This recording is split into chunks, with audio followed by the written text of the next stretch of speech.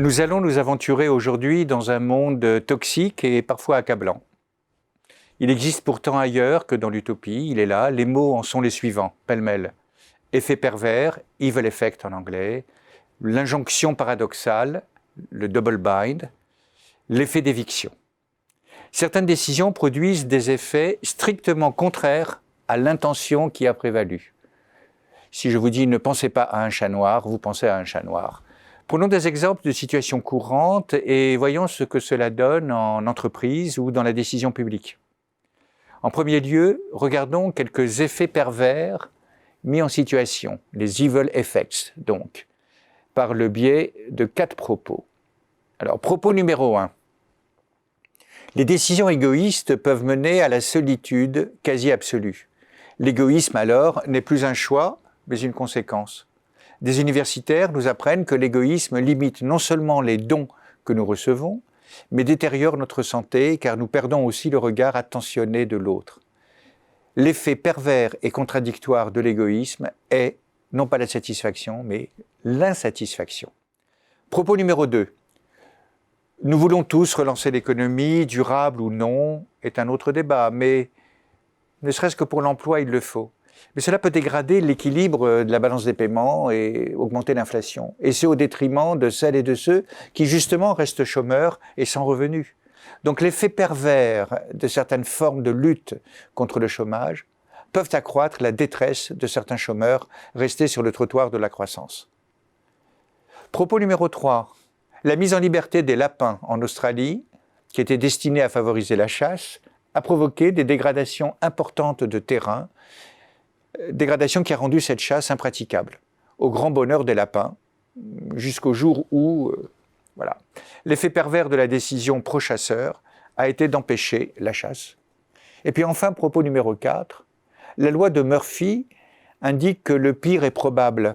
Elle a été adaptée par Michel Rocard quand il dit « Toujours préférer l'hypothèse de la connerie à celle du complot.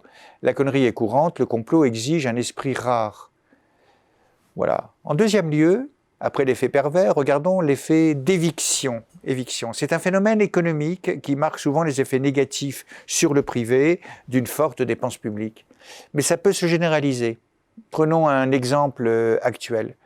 La priorité forcée à la mixité sociale au collège public. Des enfants des quartiers entre guillemets riches sont affectés à des collèges de zones pauvres et parfois lointains et réciproquement.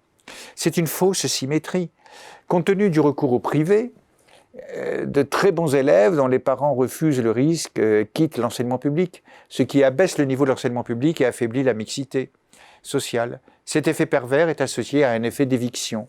Le vrai problème est que le binôme politique-bureaucratie se croit tout puissant. Il ne l'est qu'envers les plus faibles et les plus pauvres.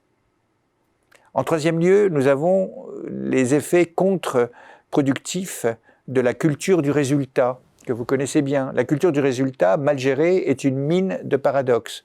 Les cost killers qui induisent des coûts indirects majestueux, des professeurs qui n'enseignent plus parce que seule la publication mène la carrière. Enfin, une double contrainte, de l'anglais double bind, est une situation dans laquelle une personne est soumise à 2 contraintes ou à des pressions contradictoires ou incompatibles. Cela engendre à la fois des troubles et des souffrances mentales. Ce sont des problèmes de domination. L'injonction paradoxale est une double contrainte au sujet de laquelle la personne enjointe peut communiquer. Elle est donc issue de l'école de Palo Alto en Californie. Si je dis à un enfant « Es-tu content d'aller chez ta grand-mère qui est si méchante ?» c'est une injonction paradoxale. La règle de notre société anonyme, disent certaines entreprises, c'est les rapports humains. Sauf que la société est anonyme. Les entreprises peuvent être confrontées à cette sorte de biais. Les modifications tarifaires, par exemple, les mutations de produits, les évolutions de services, les changements de marque, les ruptures dans la distribution, les départs massifs liés au jeunisme sont autant de moments où l'effet pervers peut jouer. Un jour, British Telecom a vu 25 000 personnes demander le plan social proposé, sauf qu'elles étaient les plus jeunes et les plus compétentes. Pensez au principe de Michel Rocard. Il est précieux pour éviter tous ces effets pervers.